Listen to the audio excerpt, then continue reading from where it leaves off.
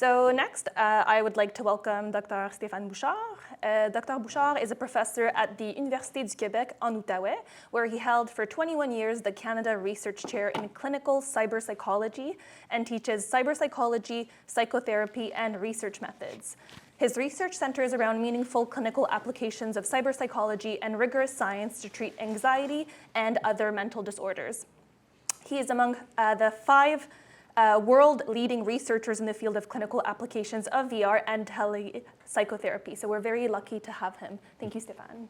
Actually, when we started developing virtual environments in the lab at UCO, we would put them for free on the lab's website. But then what's free doesn't evolve. I mean, there's no one to pay to updates and so on, and people are asking to get copies. So we started a spin-off company called InVirtual, which I have a booth in the back.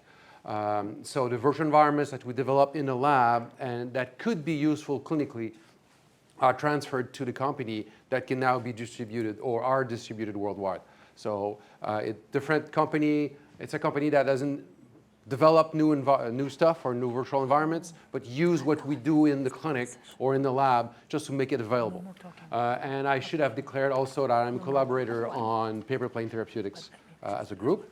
And I'm thinking that I sent a PDF copy of my slides already, and one in French. So it's already available, accessible in French. And of course, I'll take questions in French if there's any. Yeah, and I wanted to talk about 5 studies that relates to children that we did over time. But to give you a background, we've been doing or developing virtual reality and virtual environments since 1999 at Gatineau, at UCO. So different technologies from a cave, we have a 6-wall cave that is still working, or head-mount displays and different technologies. So every models we do have in the lab. So I have a cheap one here, but we have something more recent. And one of the first publications we did on children and anxiety was actually in French, published in 2007. I'm not going to talk about it. It's a single case study. And because it's in French, sadly, no one knows about it. So I'm trying to push it, just to make people aware. So I tried to publish in French, but people don't read it. So this is it. So that was a preliminary study to the largest study that we published. So all the studies I'm going to present today are studies that are already published, but some are really recent. And I think getting the context is interesting. So at the time, my background as a clinical psychologist at the time was to do cognitive behavioral therapy, CBT, for anxiety disorders. And I've run several RCTs for VR and CBT to do exposure for adults. I'm not going to go into that today. But we also did it for children. And we figured, OK, it should be cool because VR is cool, and we heard it earlier, so kids should love it. So let's do that.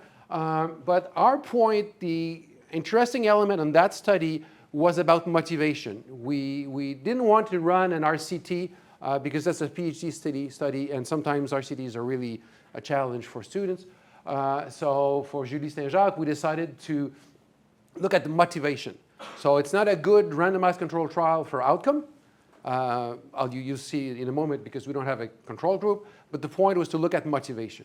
But I'm going to talk about outcome first. And that's one of the first virtual environments we did in 2001, I think. You see, that was for spiders, virtual reality for spiders. And we'll talk about realism and quality if you want when we get to the discussion, because there's lots of comments we could discuss and make. But if you look at essentially, children remember it's a study about motivation. So it was a short study where we had phobics. They were randomized to either having to do exposure, 4 sessions of exposure with a live tarantula in the lab. So I do sometimes have a live tarantula in my lab. And they were randomized to either this or VR. So we figured kids would prefer VR because it's much cooler. So they had 4 sessions, and then there was 1 session where they would come and we reassess assessment, and then we do everyone with the spider. So the last session was with the spider, the live spider, rosy tarantulas. And you have a significant decrease in both conditions, VR and in virtual. You'll see it, I called it in virtual, which is a mistake I made when we created the company, because now it's the same. Every time I say that, it's as if I'm promoting the company. But, so you don't have to do this. But please don't call it VRET. You're going to see the acronym all the time, but VRET would be virtual reality exposure therapy. And if you publish a paper, submit a paper, and the reviewer is giving you a hard time on this, it's probably me or someone who's been trained by me, because VRET is a nice seller if you want to sell a product, but therapy is more than VR. VR is just a tool, it's not a therapy. And the therapy is not VR, it's what's going on into it. So you can put the goggles and remain with your problem. So it's not VR, and the therapy is more than exposure. So VRET is really cool to say, but I think it sends a wrong message. In 5 or 10 years from now, people will say, VR is not good because VRET is not a therapy, whatever. So whatever you call it, but please don't do VRET. And if you have a hard time with a one reviewer, you can assume it's me. So it seemed to work, but there's no control condition. That was not the point. The fascinating result in that study is it didn't work. The kids preferred the live tarantula, than the VR one. So that's the motivation, pre to post. Anyway, I won't click on it, but pre to post. And then at the second third, they were again informed that they would do the spider, what they preferred. And the motivation for the children was lower to come to therapy with the virtual spider than the live tarantula, which is really cool because I like when I don't find in my results what we expect. This is where science grows a little bit. But because we do rigorous study, I was listening to all these therapy sessions to rate them, and what fascinated me at the time is that the kids in the VR condition would say, oh, there's a door, there's a spider behind the door. I don't want it, don't open the door, don't open the door. They haven't even seen the spider that they were so afraid of what would be behind the door. So what we suspected is that there were much more apprehension toward the virtual spider because, well, kids are kids. And what they expect from VR is probably monstrous spiders with fangs and big thing that they see on TV. And they're not as much aware of how kind we are as therapists. We do exposure, but we're not that mad. So we followed that study with another PhD study that was published recently, but it's an old study, sadly, where you would put the VR goggles, and then we would ask children, we'd say, you're at the corner, there's 2 rooms, there's 1 room, and behind the room, there's a virtual spider designed for therapy. And behind the other door, there's a virtual rabbit designed for therapy. And then we asked children to rate how monstrous, big, dangerous, whatever. They rated the apprehension of the virtual spider and the virtual rabbit before seeing it. They haven't seen anything, but this is apprehension of how they expect it would be dangerous and threatening. And we compared children, adolescents, and adults. So we ran the study at the Museum of Science here downtown in Montreal. So people would come at the booth and then they would be invited to participate in the study because we wanted a large sample of variety of children. And we have children, adolescents, and adults. And what you see is, if we get rapidly on the results, but there's a significant increase in anxiety or apprehension among everyone if you ask you how much frightening or dangerous a virtual spider would be compared to a rabbit. Well, rabbit is cute. So usually spiders are higher. But there's a significant difference for children where they are way much more apprehensive than adults and adolescents. So it confirmed what I heard in the audio recordings of therapy, that sometimes we expect that children would love VR, and sometimes they don't. They don't probably because of their imagination and apprehension. And we don't find it with VR environments for school phobia and social anxiety and autism. And I'm going to talk about it in the discussion, but there's a study I'm working with a group now in Romania, and they use a forest. And they have a forest and a video game, and the children are much more afraid of the forest they thought that the forest would be like a place we don't go now. So forest is designed for calmness in adults, and in children, or in some children, it could be actually inducing anxiety.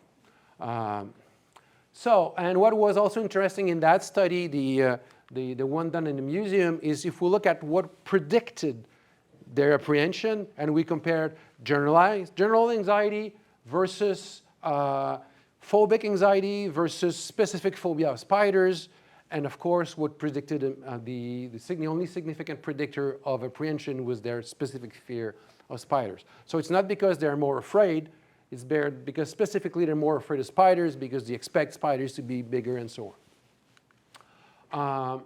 Okay, different example. VR now for stuttering. You can use VR, because we use VR for exposure in anxiety disorders, for example. Well, we could also use it not only to treat anxiety disorders, but children who have issues with anxiety. And one nice example of issues with anxiety is stuttering. So we have a virtual classroom where children could practice for social phobia in the virtual classroom. And then the people in the classroom could be nice and smiling and nodding, or really nasty and actually falling asleep and laughing at you. But that was done for stuttering. And essentially, I'm going to go to small results rapidly, but the children would come that was at Mère Enfant in Montreal, and they would either have to talk to a real audience, 4 other children, and then we rated their stuttering, or a virtual reality, the classroom, but with people being neutral. I'd say nice, but we'd call it neutral because I don't know if it's nice, but at least it's not threatening. And then we had the third group where the virtual reality at the same classroom, but the children in the classroom were actually not nice and falling asleep and laughing at the children while they were giving an impromptu speech for 5 minutes. When you stutter, it's kind of a stress. And what you have is a significant increase in all conditions. So whether it's a classroom with or without nice or not nice virtual characters, or an actual live situation, it's better than it's more stuttering and severity and I'm just I should look at here. The only difference we didn't find is the number of syllables stuttered, and that was all audio recorded, and then there was interjudge reliability on it. But you can use virtual environments also to create situations that are not specific for anxiety, but you can translate that to other situations. Randomized control trial for needle-related procedures. We had an excellent talk before about pain in VR. I didn't want to do the same thing because I knew it would be covered greatly, but we did that study at the CHIO. The CHIO is the Children's Hospital in Ottawa. And what we compared in that study is watching a TV, and watching a TV does not have much impact. The second comparison was child life. And you probably know about child life. It's kind of a standard care. So we figured, okay, we want an active control condition and not only a passive control condition. And then you get the VR, and you have a significant improvement, advantage in fear of pain using VR compared to the TV, which is normal. But also, I'm going to say it, but we didn't publish it. We didn't do the paired comparison. We didn't do the specific comparison with child life because we like child life, and they were on board. But you can see that the difference is significant. So anyone who could look at the table and as a calculator could figure it out, this contrast that we didn't do because of political correctness. Interestingly, that study was done about 7 years ago, 7 or 8 years ago. It took forever to publish. And my baby had cancer about 6 months ago, and we had to spend time at the CHIO, and no one at Child Life have heard about that study. We left the VR system there, and no one's using it. So a problem that we have is actually to integrate it in practice. Because we have the company, we can actually leave a unit there and provide the support. And I had spent like 3 weeks with people at Child Life and didn't have a clue they'd even participate in the study or use it. So engagement is quite a challenge. Good. Okay, again on pain, but now with active control, but a slightly different idea. The idea is we can use VR to replicate day-to-day situations and try to have children to practice what they would do in session and also practice it, for example, in the VR classroom. So that study was done for migraine. And children who have migraine could do a few things. We compared to yoga, so we wanted to, well, it was an innovative study. And I'm not going to go too much on the yoga part, but we can if you want. And that was published 2 weeks ago.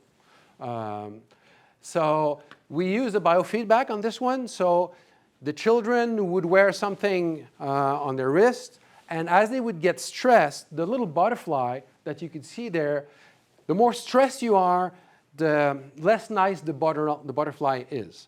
And the calmer you are, it's more enjoyable, the nicer colors, so it changes colors from gray to all these nicest colors, and then it kind of dances around you. And it's always in that, essentially in that portion of the field of view. So the children would walk around in the classroom, for example, or so you have the classroom, an apartment, and a corner store, a dépanneur. So that corner store, and you would go there and actually ask for chips or whatever, cookies or apples or whatever would be something that would want to practice.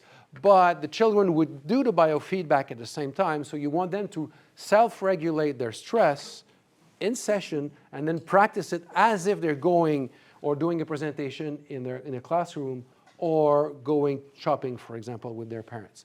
So we wanted to see if we can to help generalize the practice of self-regulation of stress.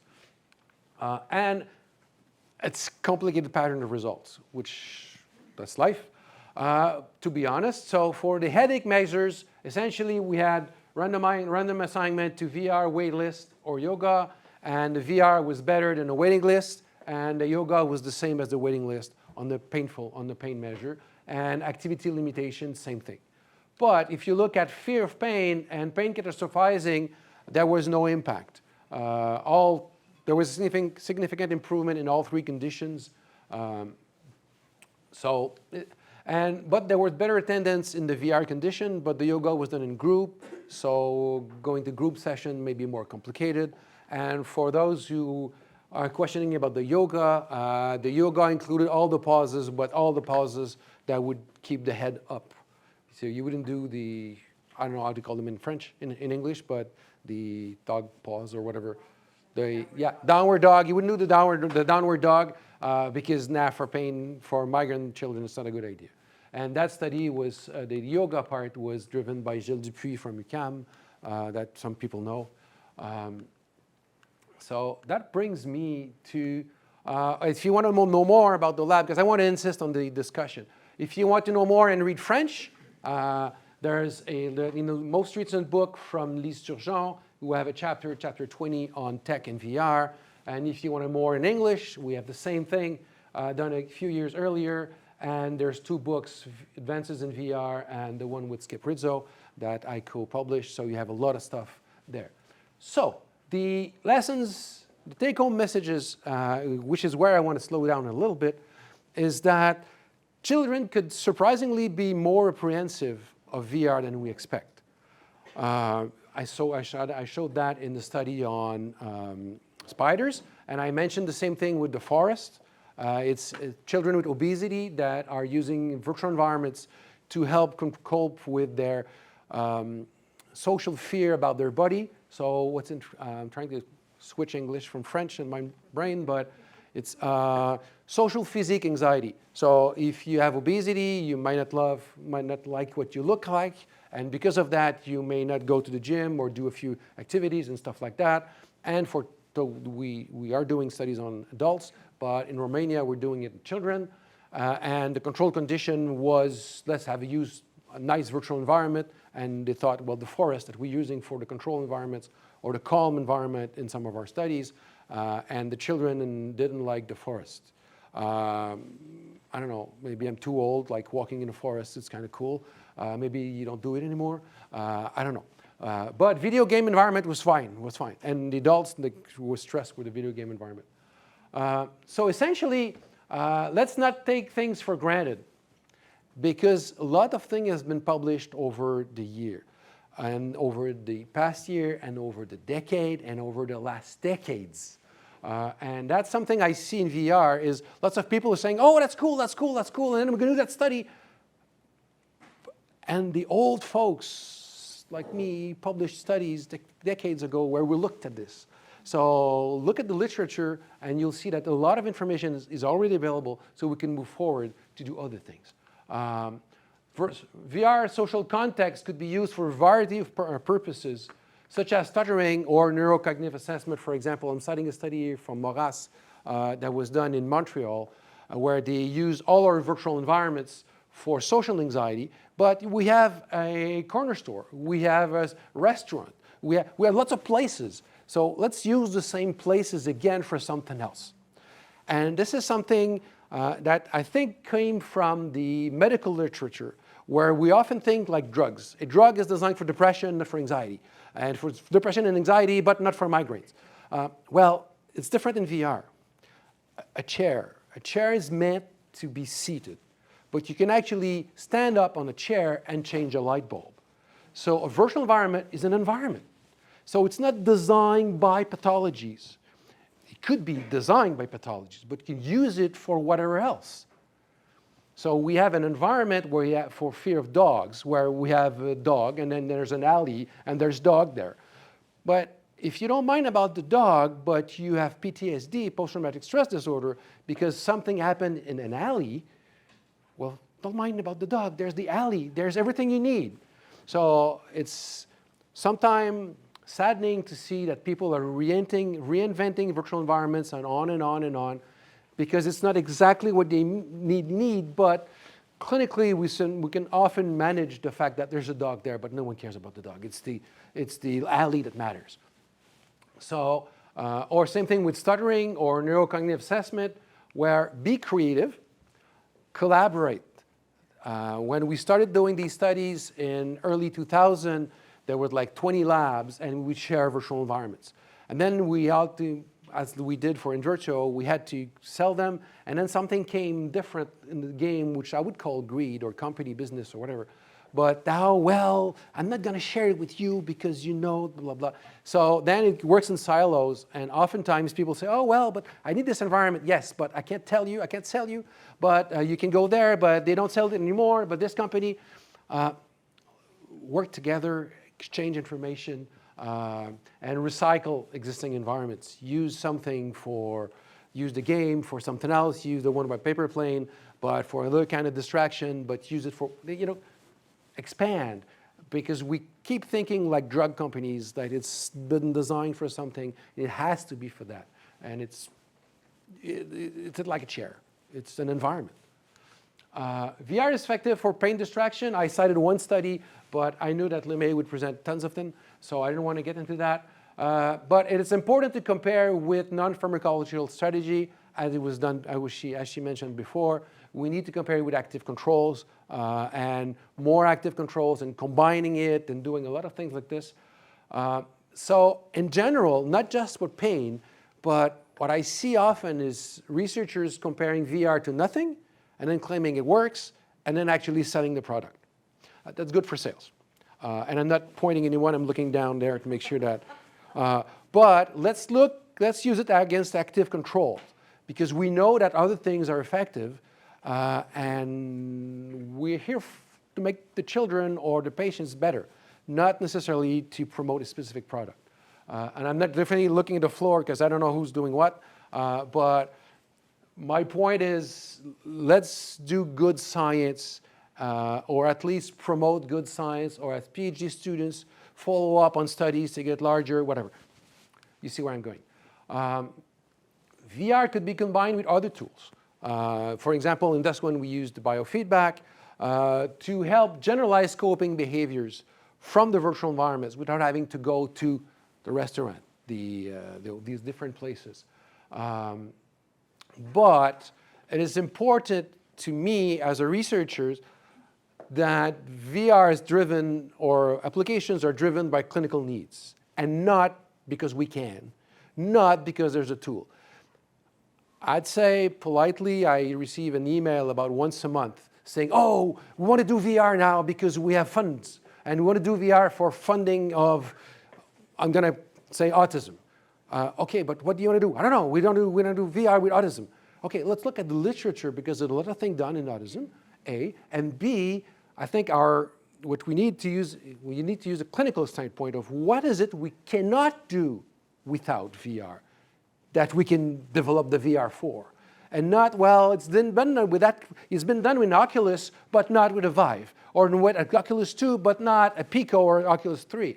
Well, that's market research. That's fine. It's important. But as clinicians, what we need to do, I think, is it's not because it's cool, it's because we have a clinical need. There's something you can't do, and then you do it. And for the companies, it's much more interesting because now they will have a product that is fixing a problem as opposed to a cool product. So if you go to VR conferences, not like this one, there's booths with lots of companies selling VR relaxation stuff, VR this, VR that, and 2 years later, these companies are gone because it makes sense, but then you buy the system, you use it for a week, 2 weeks, and then you put it on the side because, well, it's cumbersome, blah, blah, blah, blah. So we need to drive the research field by clinical needs. And the corporations like it, but they would probably drive things because it's a better seller. In our environment for phobias or anxiety disorder, people say, oh, we can add the light for EMDR, we can add relaxation. Well, these are all things that we know are associated with avoidance and make psychotherapy less effective. So it's a better seller, but it's less effective. So researchers have been using VR for decades, and I said way before the Oculus. So it's like these company came and then, oh, we're going to do things. And what I often hear is, oh, we're using the Oculus. Who cares about the Oculus? It's not a company. We're not using a product. What we want to use is a tool that provides context to do whatever you need to do in psychotherapy or in pain management or in psychoeducation.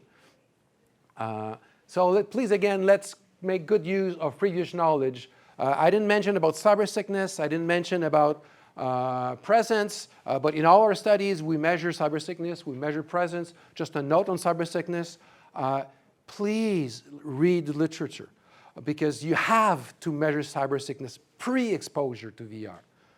Everyone does put the goggles and then we measure if people were sick about it, and then you rate, yes, there's cyber sickness. In my lab, for 20 years, we've had more cyber sickness before the immersion than after, because you're measuring apprehension.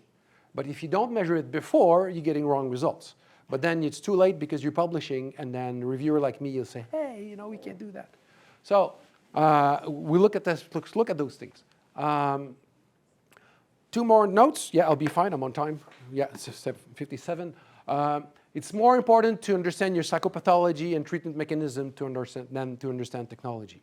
If you want to develop tools that fits a clinical need, you need to understand how the children think or what are their needs, and not, oh, we can have the haptics, and then we can add the smell. We do have a smell system in the lab. We added smell. It's pointless unless you do something where smell is really important. So last thing, and then it's a personal note. It's not, this last comment is not based on science. It's based on a personal feeling. For decades, for 20, 25 years, I had the impression that VR was driven by, I'd say, scholars, university, clinicians, engineers, and we would develop things and test it, I'd say slowly, at the usual pace of science.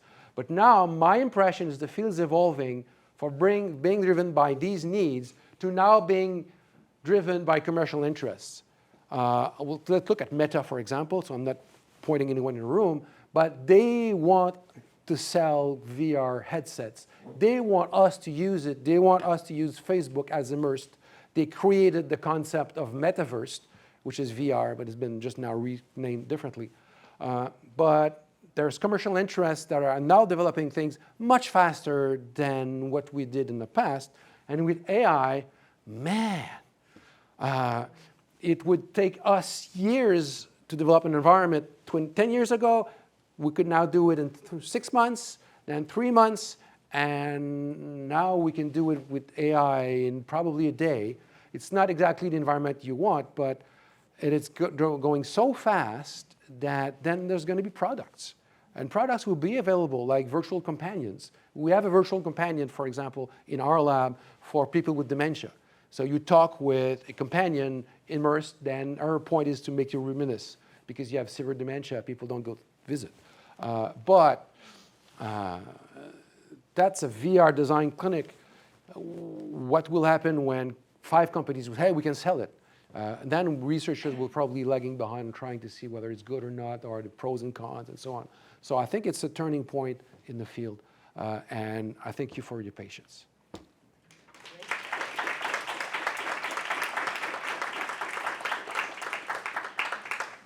And you have my email address. Thank you, Stéphane. I don't know about y'all, but I prefer a spider in VR, not in real life. But I don't know what these children are talking about. I guess we can take 5 minutes for questions before we go into our booth.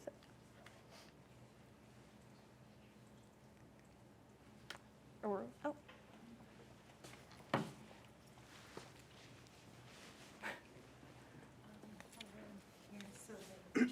Hi, Stéphane. Lovely work. I wanted to, as we're starting to think through the creation of a VR software, because we're going to do it here, we're starting to think about the co-creation of creating the software with the children. And so creating that software, that intervention collaboratively with them, have you been doing that? Is it moving? I know that we have the context too, where very much more patient engagement, patient partnerships. We did not involve, I'm probably standing here, or we did not involve patients in the development because, well, we developed environments a few decades ago, and we always involve therapists.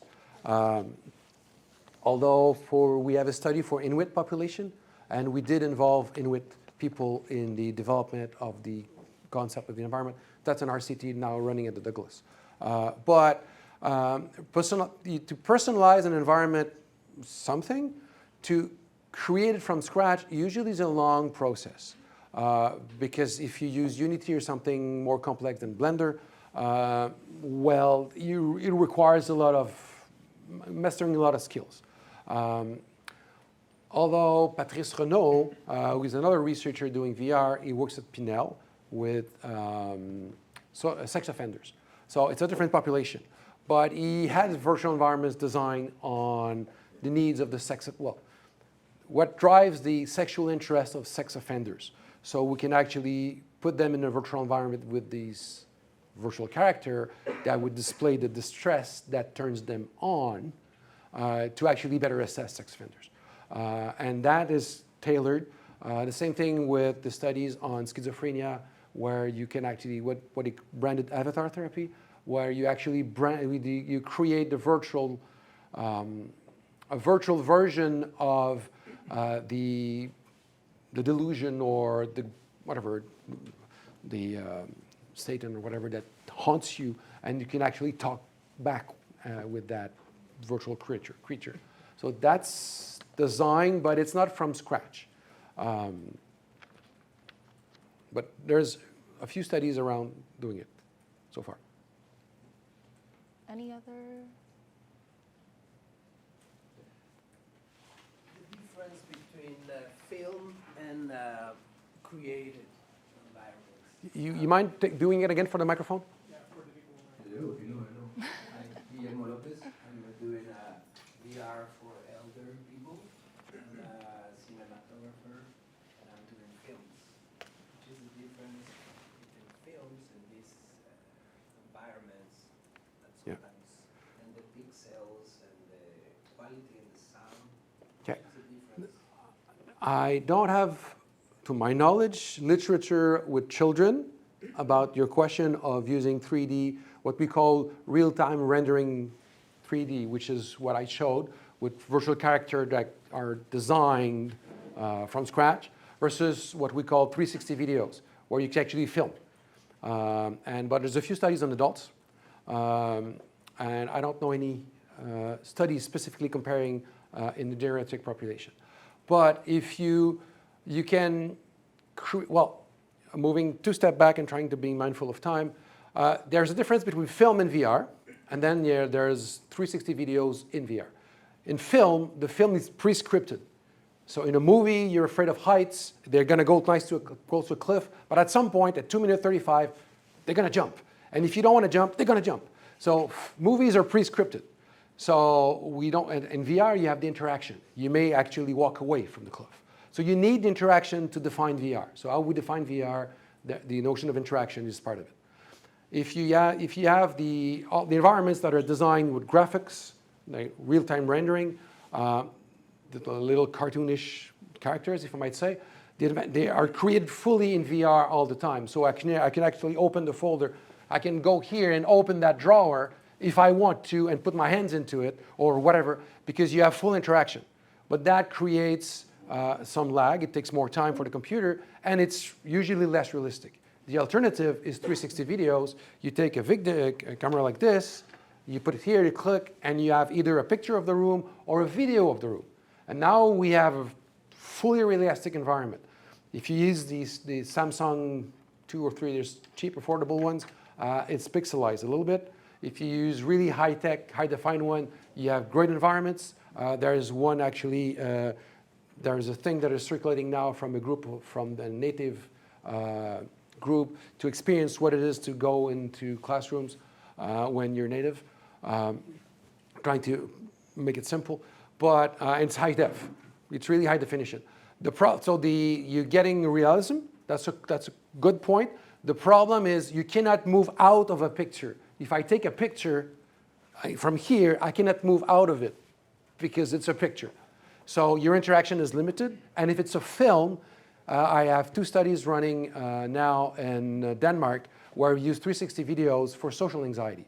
So we blend images from portions of the films, but it's still very limited because if I start to look at you and you decide to leave, because that's how it's filmed, you're going to leave when I'm actually walking towards you. So interactions are limited. You get realism. Does it matter? I don't know. And probably in 2 years from now, thanks to AI, everything will be blended together. But for children, I haven't seen studies comparing it.